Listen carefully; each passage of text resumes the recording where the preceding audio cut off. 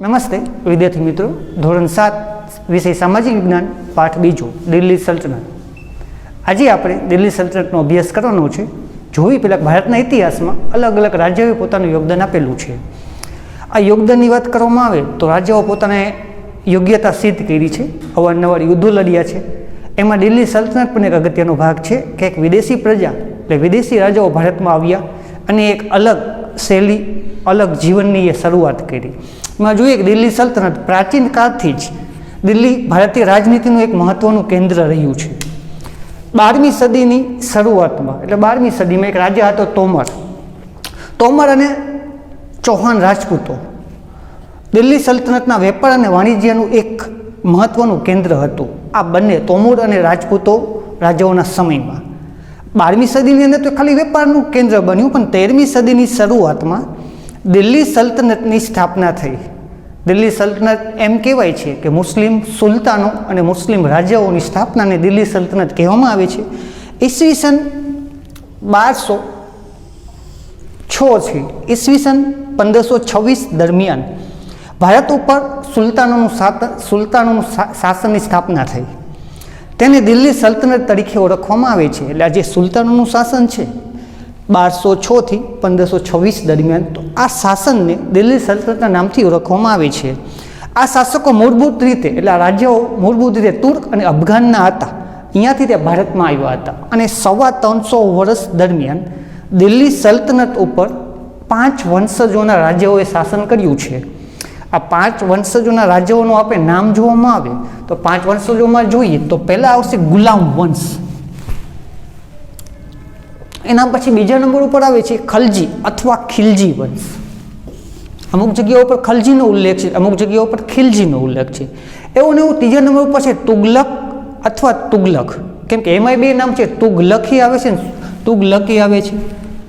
ત્યારબાદ આવે છે સૈયદ વંશ અને ત્યાર પછી આવે છે લોદી વંશ.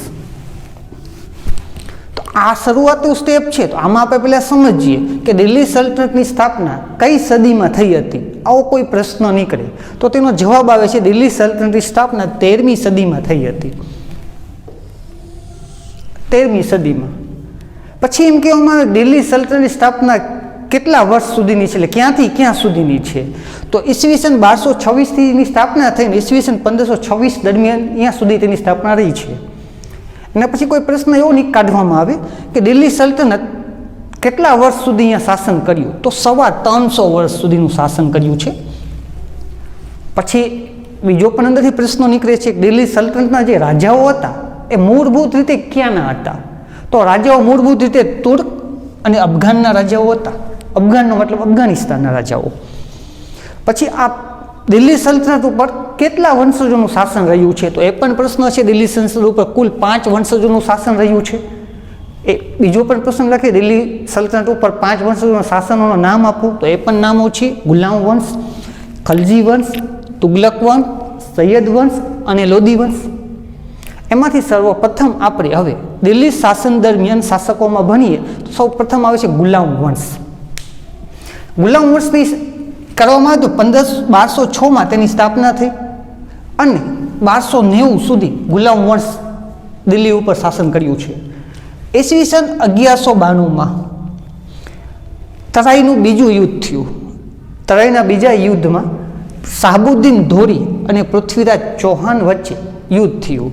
આ યુદ્ધમાં પૃથ્વીરાજ ચૌહાણ હારી ગયો અને શાહબુદ્દીન ધોરીનો વિજય થયો.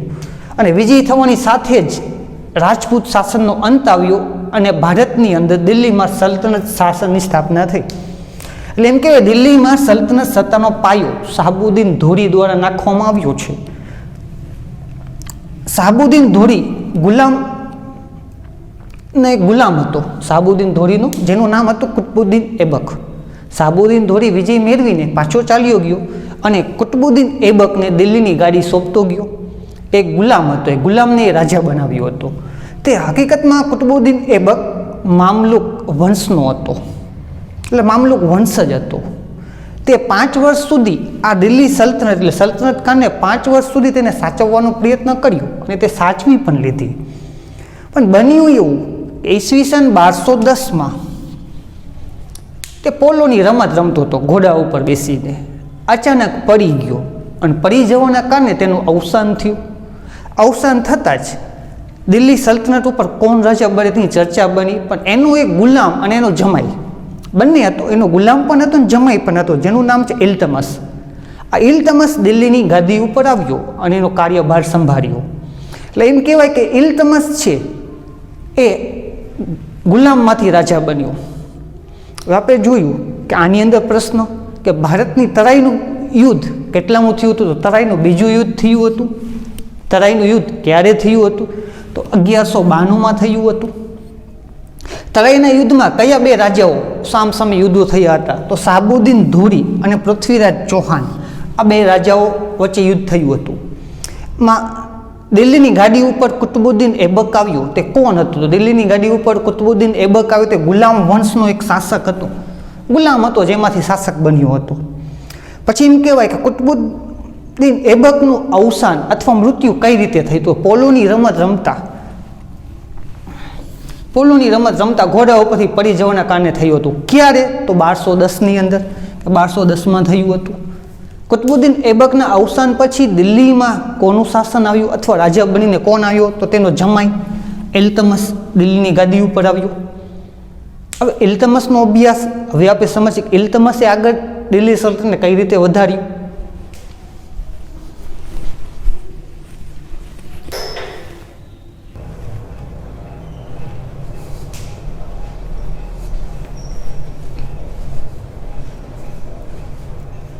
આપણે જોયું કે ઇલ્તમસ દિલ્હીની ગાદી ઉપર આવ્યો અને ઇલ્તમસે ગુલામ વંશને આગળ વધાવ્યો. ઇલ્તમસ દિલ્હી સલ્તનતની સત્તાનો સર્વોપરી બનાવનાર હતો. તે એક દળની સ્થાપના કરી હતી. તે દળનું નામ હતું ચેહલગાન દળ, અને બીજું કહેવાનું નામ ચારગાન. આ ચારગાન દળની સ્થાપના ઇલ્તમસે કરી હતી. આ દળની અંદર તુર્ક અમીરોનું એક દળ હતું, જેની અંદર 40 તુર્ક વ્યક્તિઓની પસંદગી કરવામાં આવતી હતી. અને આ 40 તુર્ક વ્યક્તિઓ દિલ્હી સલ્તનતના સુલતાનને મદદ કરતા હતા. આ 40 વ્યક્તિઓના દળને ચેહલગાન નામ તરીકે ઓળખવામાં આવે છે. અને બીજું ઇલ્તમસે એક બીજું પણ પરિવર્તન કર્યું. બીજું એક પરિવર્તન કર્યું, રાજધાનીનું પરિવર્તન કર્યું. પહેલાં દિલ્હી સલ્તનતની રાજધાની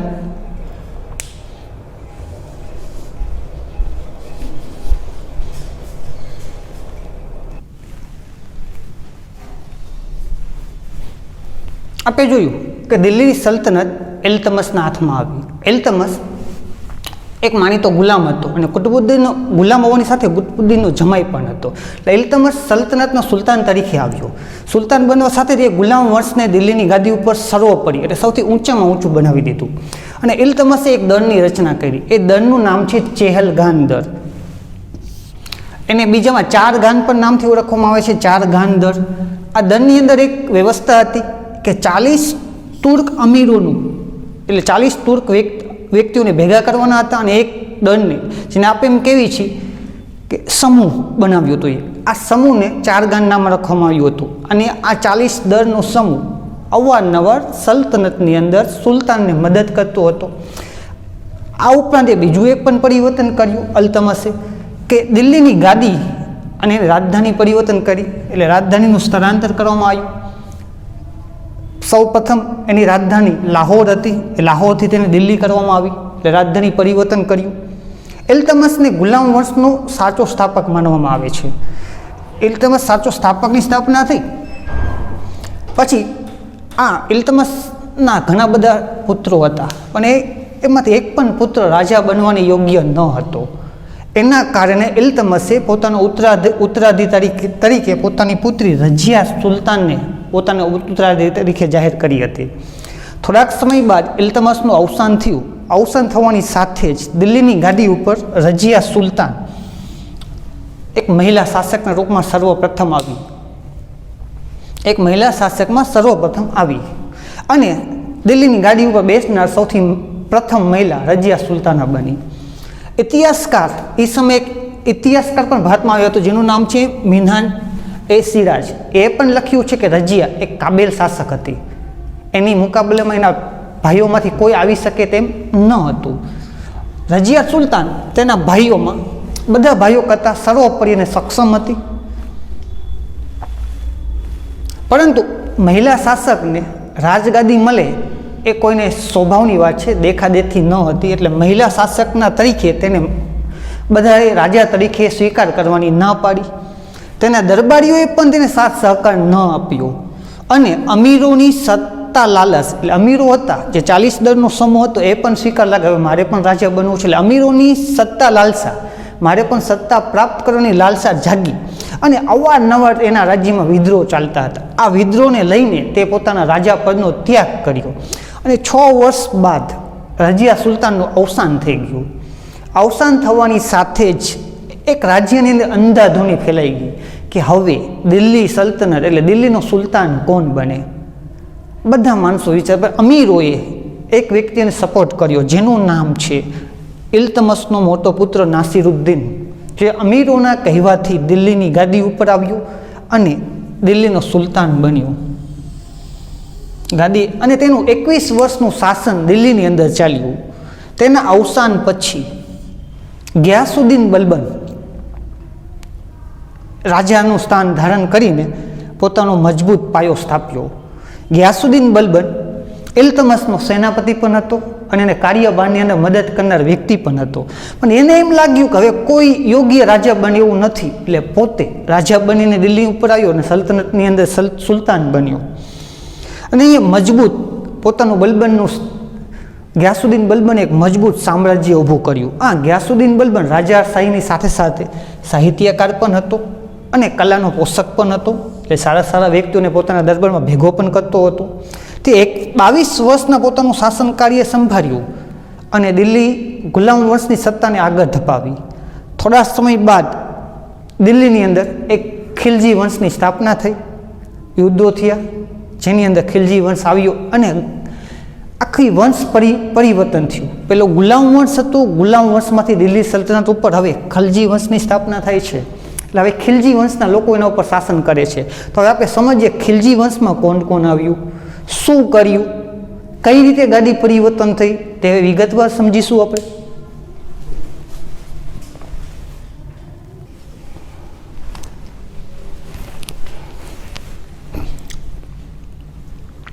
આપણે જોયું કે ગુલામ વંશનો અંત થયો અને ગુલામ વંશની સાથે દિલ્હીની અંદર ખલજી વંશની સ્થાપના થઈ. ખલજીને ખિલજી પણ કહેવામાં આવે છે અને ખલજીના નામથી પણ ઓળખીતા છે. ખલજી વંશ ઈસવીસન 1290થી 1320 સુધી ભારતની અંદર દિલ્હી સલ્તનતની અંદર દિલ્હી ઉપર ખલજી વંશનું શાસન રહ્યું. ખલજી વંશની શરૂઆત જલાલુદ્દીન ખલજીએ કરી હતી, જેને ખરો સ્થાપક પણ માનવામાં આવે છે ખલજી વંશનો. તેનું શાસન થોડુંક ચાલ્યું, બહુ લાંબા સમય સુધી દિલ્હીની ગાદી ઉપર નથી રહ્યો. 6 વર્ષના શાસનના અંતે તેના અવસાન થયું અને તેના અવસાન બાદ દિલ્હીની ગાદી ઉપર એક મહત્વાકાંક્ષી સુલતાન આવ્યું. આ મહત્વાકાંક્ષી સુલતાન એટલે અલાઉદ્દીન ખિલજી, જેના ઉપર અત્યારે થોડાક સમય પહેલાં જ એક ફિલ્મ બની હતી પદ્માવત, આપ સૌએ જોઈ જ હશે કે મહત્વાકાંક્ષી કેટલો સુલતાન હતો. એની ઈચ્છા જે વસ્તુને ગમી જાય એ વસ્તુ પ્રાપ્ત કરવા માટે તે શું કરતો હતો તે આપણે ફિલ્મમાં જોયું. એટલે એને મહત્વાકાંક્ષી કીધું છે કે એને જે વસ્તુ ગમી ગયું એને મેળવવા માટે તે સામ દામ દન ભેદ બધી જાતનો ઉપયોગ કરતો હતો. અને એની સાથે જ અલાઉદ્દીન ખિલજીની કિસ્મતમાં વિજયો પણ લખેલા હતા.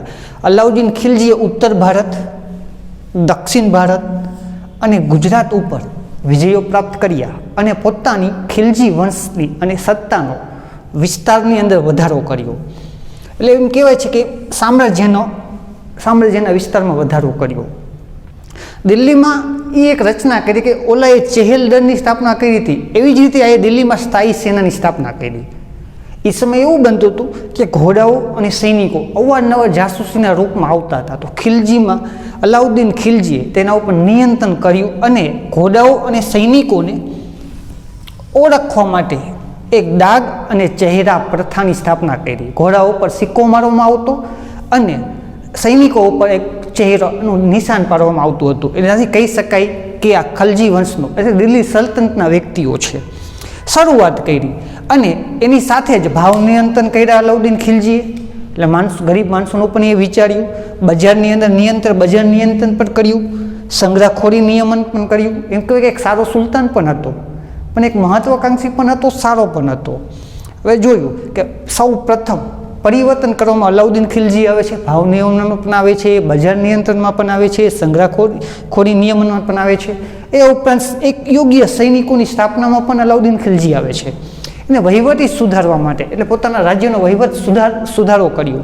અલાઉદ્દીન ખિલજીના અવસાન બાદ રાજ્યમાં અંધાધૂની ફેલાઈ ગઈ. જેવી રીતે રજિયા સુલતાનના અવસાન બાદ અંધાધૂની ફેલાવી હતી, એવી જ રીતે અલાઉદ્દીનના અવસાન બાદ રાજ્યમાં અંધાધૂનીનું વાતાવરણ આવી ગયું અને ખિલજી વંશનો પાયો હચમચી ગયો કે દિલ્હીની ગાદી ઉપર કોણ આવે. આનો ફાયદો ઉપાડીને તુગલક વંશનો એક વ્યક્તિ જેનું નામ છે ગિયાસુદ્દીન તુગલક દિલ્હી ઉપર ચઢી આવ્યો અને ખલજી વંશનો નાશ કર્યો અને દિલ્હીની ઉપર ગિયાસુદ્દીન ખલજી એટલે તુગલક વંશની સત્તાની સ્થાપના કરી, એટલે તુગલક વંશ આવ્યો. અલાઉદ્દીન ખિલજીએ જોયું કે અલાઉદ્દીન ખિલજીના દરબારમાં એક પ્રસિદ્ધ કવિ જેનું નામ છે આમિર ખુસરો હતા. અલાઉદ્દીન ખિલજી પણ એમ કહેવાય છે કે અકબરની ગોને રત્નો ધરાવતો, સારા સારા વ્યક્તિઓને પોતાના દરબારમાં ભેગો કરતો હતો. આમિર ખુસરો હતા. આમિર ખુસરોને હિન્દના પોપટ તરીકે ઓળખવામાં આવે છે. હિન્દવી જબાન બોલતા હતા. દિલ્હી સલ્તનતની આજુબાજુની અંદર ઉર્દુ ભાષાનો ફેલાવો થયો હતો, ઓળખવામાં આવતા હતા. કે આમિર ખુસરોએ અમુક પુસ્તકો લખ્યા છે જેનું નામ છે કિરાતુલ સદાયન, આસિકા, નૂ, જે કૃતિઓની રચના કરી છે. આમિર ખુસરોના ગુરુ હતા જેનું નામ છે નિઝામુદ્દીન ઓલિયા, જે અત્યારે દિલ્હીની અંદર છે. એના આમિર ખુસરોને પણ એક રહસ્યવાદી સંત કહેવામાં આવે છે. એમ કહેવામાં આવે છે કે નિઝામુદ્દીન ઓલિયાની દરગાહ છે, થોડાક અંતરે જ આમિર ખુસરોનો મકબરો છે, એટલે આમિર ખુસરોને ત્યાં દફન કરવામાં આવ્યા છે. એટલા માટે એને રહસ્યવાદી સંત તરીકે પણ ઓળખવામાં આવે છે. આમાં જોયું આપણે કે આમાં એક પ્રશ્ન નીકળ્યો કે દિલ્હી સલ્તનતમાં ખલજી વંશની સ્થાપના ક્યાંથી ક્યાં સુધીની છે. આ બન્યું ઈસવીસન 1290થી 1320 સુધી દિલ્હી સલ્તનતમાં ખલજી વંશની સ્થાપના થઈ છે. ખલજી વંશનો સ્થાપક કોણ? તો જલાલુદ્દીન ખિલજી. અને એનો ત્યારબાદ મહત્વાકાંક્ષી સુલતાન અને ખલજી વંશને આગળ ધપાવનાર વ્યક્તિ તો અલાઉદ્દીન ખિલજી આવશે. એટલે ખિલજી વંશમાં ખાલી બે જ રાજાઓ આવે છે, એક એનો સ્થાપક જલાલુદ્દીન ખિલજી અને એનો મહત્વાકાંક્ષી રાજા અલાઉદ્દીન ખિલજી. અલાઉદ્દીન ખિલજીને વિજયોની વાત કરવામાં આવે તો અલાઉદ્દીન ખિલજીએ ભારત ઉપર કયા કયા વિજયો પ્રાપ્ત કર્યા? તો ઉત્તર ભારત, દક્ષિણ ભારત અને ગુજરાત, એટલે મોટાભાગના વિજયોએ પ્રાપ્ત કર્યા છે. પછી એક પ્રશ્ન એ પણ આવે છે કે અલાઉદ્દીન ખિલજી શેની શરૂઆત કરી હતી? તો અલાઉદ્દીન ખિલજીએ ઘોડા ઓળખવા માટે અને સૈનિકો ઓળખવા માટે દાગ અને ચહેરા પદ્ધતિની શરૂઆત કરી હતી. અલાઉદ્દીન ખિલજીના સુધારા કરવામાં આવે તો અલાઉદ્દીન ખિલજીના સુધારાઓ કયા કયા છે? તો આપણે જોયું ભાવ નિયમન, બજાર નિયમન, સંગ્રહખોરી નિયમન. આ અલાઉદ્દીન ખિલજીના સુધારાઓ છે. જે એમ કહેવાય કે સુધારાની શરૂઆત હોય તો અલાઉદ્દીન ખિલજીથી થઈ છે. એ અલાઉદ્દીન ખિલજી મહત્વાકાંક્ષી રાજાની સાથે સાથે એક પ્રેમાળ રાજા પણ હતો, એટલે એનો રાજ્યની અંદર સુધારો પણ કર્યો. એમ પણ પૂછવામાં આવે કે ખલજી વંશ પછી ભારત ઉપર અને દિલ્હીમાં કયા વંશની સ્થાપના થઈ? તો તુગલક વંશ. અને તુગલક વંશનો સ્થાપક કોણ? તો ગિયાસુદ્દીન તુગલક. આ જો જે વંશજો છે એની અંદર ખાલી એટલું યાદ રાખવામાં આવે છે કે એનો સર્વપ્રથમ રાજા પહેલો કયો સ્થાપના કરી અને સૌથી છેલ્લો રાજા કોણ છે એનો, અને વચમાં કયો સફળ રાજા છે અથવા યોગ્ય રાજા છે.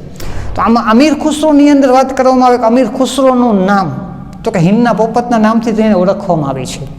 અમીર ખુસરોના પુસ્તકોની યાદી અથવા કૃતિઓના નામ પૂછવામાં આવે તો છે આમાં કિરાતુલ સદાયન, આસિકા, નૂ જેવી કૃતિઓ છે. અવારનવાર એક પ્રશ્ન પણ આવે છે કે અમીર ખુસરોના ગુરુનું નામ શું છે? તો કે નિઝામુદ્દીન ઓલિયા. અમીર ખુસરોની શેની ઉપાધિ આપવામાં આવી છે? કે રહસ્યવાદી સંતની ઉપાધિ પણ આપવામાં આવી છે. હવે આપણે જોયું કે ભારતને દિલ્હી સલ્તનતની અંદર પહેલાં ગુલામ વંશ આવ્યો. ગુલામ વંશમાં પણ કુતુબુદ્દીન એબક ગુલામ વંશનો સ્થાપક હતો. અલ્તમસ ગુલામ વંશને આગળ ઢપેલ્યું. ભારતમાં સૌ પ્રથમ મહિલા શાસક તરીકે રજિયા સુલતાન આવી. ત્યાર પછી આવ્યો ખલજી વંશ. તો ખલજી વંશમાં પણ જોયું આપણે કે જલાલુદ્દીન ખલજી ખલજી વંશનો સ્થાપક છે અલાઉદ્દીન ખલજી, તેને આગળ ધપાવનાર છે અને તેના અવસાન બાદ તુગલક વંશની સ્થાપના થાય છે. તુગલક વંશની શરૂઆત ગિયાસુદ્દીન તુગલકથી થાય છે. મતલબ એવું કે હવે આપણે ગિયાસુદ્દીન તુગલક અને તુગલક વંશને સમજવાનો છે.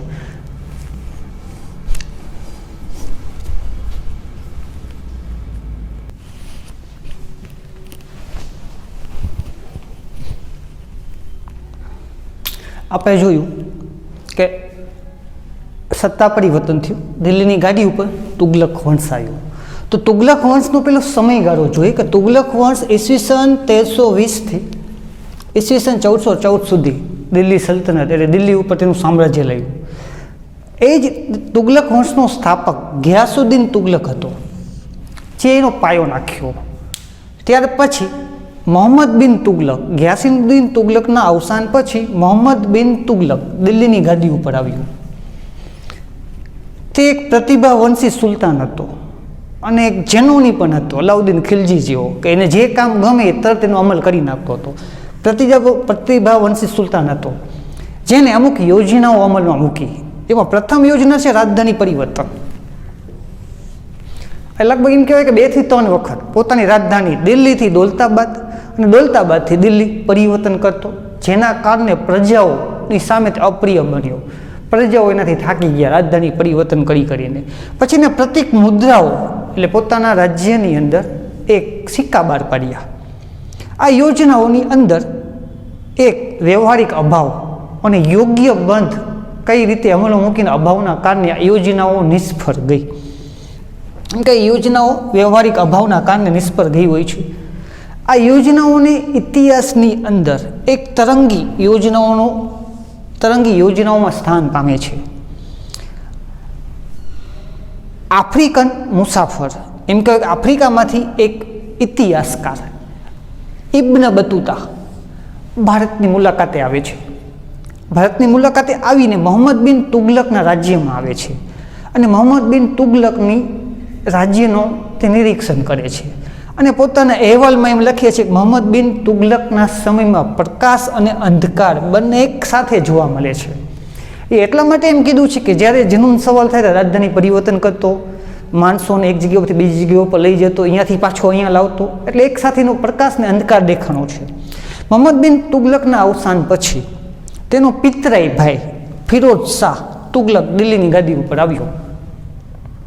ફિરોઝ શાહ તુગલક દિલ્હીની ગાદી ઉપર આવ્યો એટલે ઘણા બધા ફિરોઝ શાહ નગર, ફિરોઝ શાહ બગીચા, એના નામ ઉપરથી ઘણી બધી ઇમારતોની સ્થાપના, નગરોની, ગામોની વસવાટ કરાવ્યો અને દિલ્હીની ગાદી ઉપર તે આવ્યો.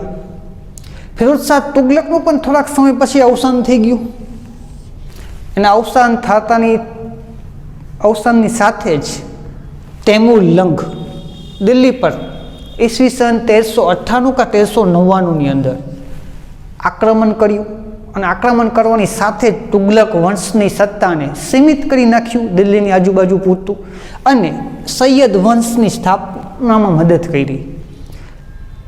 હવે આમાં આપણે તુગલક વંશ જોઈએ કે તુગલક વંશનો સમયગાળો, પહેલો પ્રશ્ન ખાલી જગ્યા પર નીકળે છે 1320 થી 1414 સુધીનો. પછી તુગલક વંશનો સ્થાપક તો કે ગિયાસુદ્દીન તુગલક છે. તુગલક વંશની અંદર એક જનૂની અથવા પ્રતિભાશાળી સુલતાન તો મોહમ્મદ બિન તુગલક આવશે. પછી મોહમ્મદ બિન તુગલકની યોજનાઓ શેમાં સ્થાન પામે છે તો તરંગી યોજનાઓમાં સ્થાન પામે છે. પછી એમ કે મોહમ્મદ બિન તુગલકના સમયમાં એક ઇતિહાસકાર ભારતની મુલાકાતે આવે છે. તે ક્યાંનો છે અને તેનું નામ શું છે? તે ઇતિહાસકાર આફ્રિકાથી આવે છે, જેનું નામ છે ઇબ્ન બતુતા. પછી મોહમ્મદ બિન તુગલક પછી દિલ્હીની ગાદી ઉપર કોણ આવે છે તો ફિરોઝ શાહ તુગલક આવે છે. તૈમુરે ભારત ઉપર ક્યારે આક્રમણ કર્યું તો ઈસવીસન 1398 કે 1399માં તૈમુરે ભારત ઉપર આક્રમણ કર્યું હોય છે. તુગલક વંશ પછી ભારતમાં કઈ વંશ આવ્યો તો કે સૈયદ વંશ આવ્યો. હવે આપણે જોઈએ સૈયદ વંશનો સમયગાળો એટલો બધો હોતો નથી. સૈયદ વંશ આવવાની સાથે થોડાક સમયમાં જ તે જતો રહે છે. એટલે સૈયદ વંશ અને લોડી વંશ આપણે એક સાથે ભણીશું. સૈયદ વંશ છે ઈસવીસન 1414 થી 1451 સુધી સૈયદ વંશનું શાસન ચાલે છે અને લોડી વંશ છે 1451 થી 1526 સુધી તેનું શાસન ચાલે છે. જો તુગલક વંશના અવસાન બાદ એટલે તુગલક વંશનું શાસન હતો તે સમાપ્ત થયા બાદ ખિજ્ર ખાએ સૈયદ વંશની સ્થાપના કરી, પણ ખિજ્ર ખા પછી સૈયદ વંશને કોઈ યોગ્ય રાજા ન મળ્યો, એટલે ખિજ્ર ખા પછી સૈયદ વંશની સત્તા હચમચી ગઈ અથવા અંધાધૂની ફેરવી ગઈ. હવે રાજા કોણ બને? એવામાં બહલોલ લોદીએ દિલ્હી ઉપર લોદી વંશની સ્થાપના કરી અને લોદી વંશનો પ્રથમ અફઘાન, એટલે એમ કહેવાય કે આ બધા રાજ્યો અત્યાર સુધી આવે તુર્કમાંથી આવ્યા હતા. હવે એમ કે અફઘાનિસ્તાનમાંથી પ્રથમ રાજા બન્યો તો અફઘાન શાસક તો કે બહલોક લોદી પ્રથમ અફઘાન શાસક હતો. તેના 2 સંતાનો હતા, ઇબ્રાહિમ લોદી. બહલોક લોદીના અવસાન પછી ઇબ્રાહિમ લોદી દિલ્હીની ગાદી ઉપર આવ્યો, પણ બન્યું એવું કે દિલ્હીની ગાદી ઉપર તો આવ્યો પણ એને એટલો બધો શાસન કરવાનો સમય ન મળ્યો. ઈસવીસન 1526માં બાબર ભારત ઉપર ચડી આવ્યો અને પાણીપતનું પ્રથમ યુદ્ધ થયું ઈસવીસન 1526માં, જેમાં ઇબ્રાહિમ લોદી અને બાબર વચ્ચે યુદ્ધ થયું. પણ બાબર સર્વપ્રથમ ભારતમાં ટોપ લઈને આવનાર વ્યક્તિ હતો અને એ યુદ્ધમાં ઇબ્રાહિમ લોદી હારી ગયો. હારી જવાના સાથે જ ભારતમાંથી સલ્તનત સત્તાનો અંત થયો. આખી સલ્તનત સત્તાનો અંત થયો અને ભારત ઉપર મુઘલ શાસનની સ્થાપના થઈ. મુઘલ શાસન વિશે આપણે અને પછી સમજશું. પહેલાં આપણે જોયું કે આ 5 વંશજો ભારતમાં આવ્યા. આ 5 વંશજોએ કયા કયા શાસન કર્યા, કઈ શાસન વ્યવસ્થા કેવી હતી, શું નિર્માણ કરાવ્યું, કયા વ્યક્તિએ શું બંધાવ્યું, પોતાના રાજ્યમાં કયા કયા સુધારા કર્યા. એટલે એમ કહેવાય છે કે એની રાજ્ય વ્યવસ્થા એને આપણે હવે સમજવાની છે કે આ 5 વંશજોના શાસનમાંથી એની રાજ્ય વ્યવસ્થા કેવી કેવી હતી. રાજ્ય વ્યવસ્થા પૂરી થાય પછી આપણે મુઘલ કાળને સમજશું. તો હવે આપણે જોઈએ કે દિલ્હી સલ્તનતની રાજ્ય વ્યવસ્થા કેવી હતી.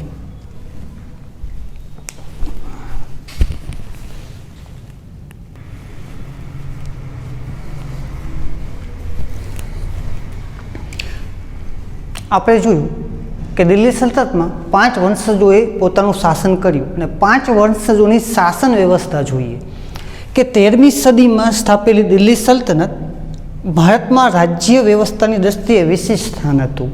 જે પણ રાજા અથવા સુલતાન બનીને આવ્યો તેને પોતાની યોગ્ય અનુસાર પોતાની પ્રજાને કયા સુધારા આપવા છે એ સુધારાઓ અનુસાર પોતાની રાજ્ય વ્યવસ્થામાં થોડું થોડું પરિવર્તન કરતો રહ્યો છે. અને સર્વોપરી એ સમય સુલતાન એક જ સર્વોપરી ગણાતો હતો, કેમ કે સુલતાને જ એક સર્વોપરીનું સ્થાન હાંસલ કરેલું હતું. એ સુલતાનને સર્વોચ્ચ સેનાપતિ પણ માનવામાં આવતા હતા. એ સુલતાન જ કારોબારી સમિતિનો વડો એટલે સૌથી મોટો વ્યક્તિ પણ હતો. દિલ્હી સલ્તનતમાં સુલતાનને જ ન્યાયાધીશ માનવામાં આવતા હતા અને દિલ્હી સલ્તનતને સુલતાનને મદદ કરવા માટે એક મંત્રીમંડળની રચના કરી હતી. જે અવારનવાર કોઈ પ્રશ્ન હોય, કોઈ ગંભીર પરિસ્થિતિ ઊભી થાય તો આ મંત્રીમંડળ તેને મદદ કરતું હતું. અને આ મંત્રીમંડળની પસંદગી એમ કહેવાય નિમણૂક પણ સુલતાન પોતે કરતો, એટલે પોતાના વિશ્વાસુ વ્યક્તિઓને જ તે ઊંચા પદ આપતો હતો. સલ્તનતની શાસન વ્યવસ્થાના 3 ભાગમાં વહેંચવામાં આવી છે. એટલે 3 પ્રકાર છે. પહેલું છે કેન્દ્રીય શાસન. અત્યારે આપણે જોઈએ છીએ કેન્દ્ર સરકાર, રાજ્ય સરકાર અને પંચાયત. એ જ શાસન વ્યવસ્થા એ સમય હતી. કેન્દ્ર શાસન, પ્રાંતીય શાસન, સ્થાનિક શાસન, એટલે ભાગ પડેલા છે. કેન્દ્રીય શાસન આખું હોય, પ્રાંતીય એટલે અમુક અમીરોને વેચી દેવામાં આવ્યું હોય, સ્થાનિકમાં જિલ્લા અને ગામ, તાલુકા અને ગામનો સમાવેશ કરવામાં આવે છે. તો અત્યારની આધુનિક વ્યવસ્થા જે વ્યવસ્થા અહીંયા જોવા મળે છે એમ કહી શકાય છે. હવે આ 3 પ્રાંતોનો વિગતવાર આપણે અભ્યાસ કરીશું કે 3 પ્રાંતો છે શું. તો પહેલું છે કેન્દ્રીય પ્રાંત એટલે કેન્દ્રીય શાસન, એમ કહી શકાય કેન્દ્ર સરકાર. તો સુલતાન પોતે જ અહીંયા અગત્યનો વ્યક્તિ હતો અને સુલતાન પછી બીજું આવે મંત્રીમંડળ જે અવારનવાર સુલતાનને મદદ કરતું હતું. એટલે સુલતાન પછી આવે મંત્રીમંડળ, તેને મદદ કરવામાં આવે છે.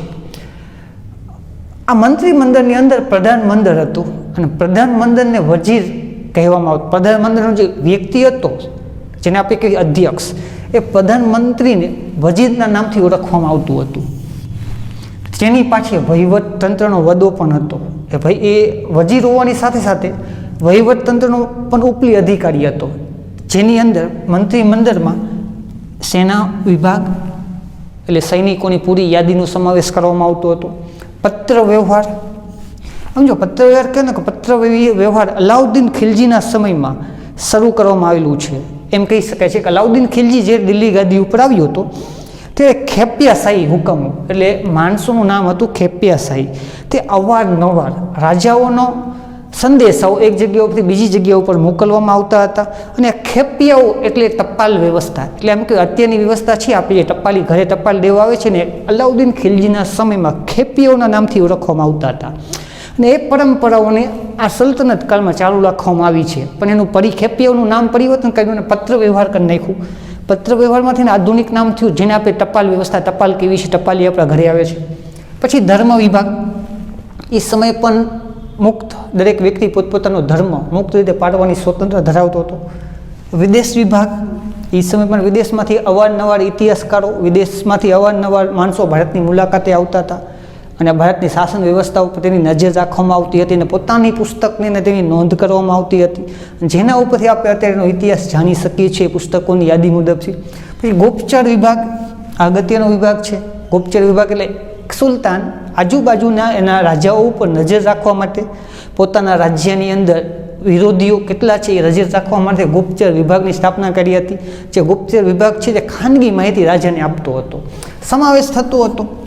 એમ કહેવાય કે આધુનિક મંત્રીમંડળની વ્યવસ્થા સલ્તનત કાળમાં જોવામાં આવે છે. જે અત્યારની વ્યવસ્થા છે એ મુજબ એનું શાસન તંત્ર ચાલતું હતું. બીજું છે પ્રાંતીય શાસન. જો કેન્દ્રીય શાસન પછી પ્રાંતને જાગીરમાં વહેંચવામાં આવતું હતું. જાગીર મતલબ અમુક ગામોનો સમૂહ, જેને એકતાના નામથી ઓળખવામાં આવતું હતું. ઇસ્કોનનો વડો ઇક્તેદાર કે મુક્તિના નામથી ઓળખવામાં આવતો, જેનો વડો હોય, અધિકારી હોય, તેને ઇક્તેદાર અથવા મુક્તિના નામથી ઓળખવામાં આવતો હતો. એક પ્રાંતનો કારોબારી અને ન્યાયતંત્રનો વડો પણ ઇક્તેદાર જ હતો. જે મિયા રાજ્યની અંદર સુલતાન હતો એમ પ્રાંતને વહેંચ્યું, એ પ્રાંતનો પણ કારોબારી સમિતિનો વડો અને ન્યાયતંત્રનો વડો ઇક્તેદાર હતો. એટલે એ અહીંયાનો કારોબારીનું પણ કામ કરતો, અમુક પ્રશ્નો હોય તો ન્યાય આપવાનું પણ કામ કરતો હતો. એ ઇક્તેદારનું કામ પોતાના રાજ્ય પ્રાંતની અંદર જમીન મહેસૂલ ઉઘરાવવાનું અને જમીન મહેસૂલ ઉઘરાઈને એકત્ર કરીને રાજાને આપવાનું કામ કરતો હતો. અને જ્યારે જરૂર પડે ત્યારે આ ઇક્તેદાર રાજાને લશ્કરી મદદ પણ કરતો હતો. એટલે એમ કહેવાય કે પ્રાંતીય શાસન રાજાને થોડું ઘણું મદદ કરવામાં ફાયદામાં છે, કેમ કે જ્યારે જરૂર પડતો એટલે રાજા એના ઉપર વિશ્વાસ મૂકી શકતો હતો. પ્રાંતીય શાસન પછી આવે છે સ્થાનિક શાસન, લોકલ શાસન જેને આપણે કહીએ છીએ. પ્રાંત પછી એકમને જિલ્લો અને તાલુકામાં વહેંચવામાં આવતું. અત્યારે આપણી પાસે કેવી વ્યવસ્થા છે? કેન્દ્ર સરકાર, પછી રાજ્ય સરકાર, જિલ્લો, એમ કહેવાય દેશ, રાજ્ય, જિલ્લો, ગામ, આખી વ્યવસ્થા એ મુજબ આવેલી. જેમ કે પંચાયતના ભાગ પાડ્યા છે, વિભાગ પાડ્યા છે, જિલ્લા પંચાયત, તાલુકા પંચાયત, ગામ પંચાયત. એ આ પંચાયતોના વિભાગની રચના અનુરૂપ હોય એવું લાગી રહ્યું છે કે આમાંથી એ અનુકરણ કરવામાં આવ્યું છે. તાલુકામાં વહેંચવામાં આવતું, જેને તાલુકાને નામ આપેલું છે કે જિલ્લો હોય ને શીખ નામ ઓળખવામાં આવતું, અને તાલુકો હોય ને પરગણાના નામથી ઓળખવામાં આવતું. અને આ ગામનો વહીવટ મુખી, અત્યારે મુખી પછી નામ આવ્યું સરપંચ નામ આપણે આપી દેવામાં આવ્યું છે. મુખી કે મુકદમ એ સમયે બે નામ હતા. જે પણ પ્રાંત પછી જિલ્લો અને ગામ તાલુકાનો વહીવટ કરે તેને મુખી કે પ્રાંત મુકદમ નામથી ઓળખવામાં આવતો હતો. અને તેને મદદ કરવા માટે પરવારી વ્યક્તિનું નામ છે, પરવારી કે કારકુન. અત્યારે આપણે કેવી તલાટી કમ મંત્રી કારકુન છે, જે સરપંચને મદદ કરે. એમ એ સમય મુખીને કારકુન મદદ કરતા હતા. તો આપણે જોયું એની શાસન વ્યવસ્થામાં એની રાજ્ય વ્યવસ્થા જોઈએ. આ રાજ્ય વ્યવસ્થાને અનુલક્ષીને હવે એના બાંધકામો જોઈએ કે દિલ્હી સલ્તનતમાં કયા કયા બાંધકામો કરવામાં આવ્યા છે. તેની વિગતવાર ચર્ચા આપણે કરીશું.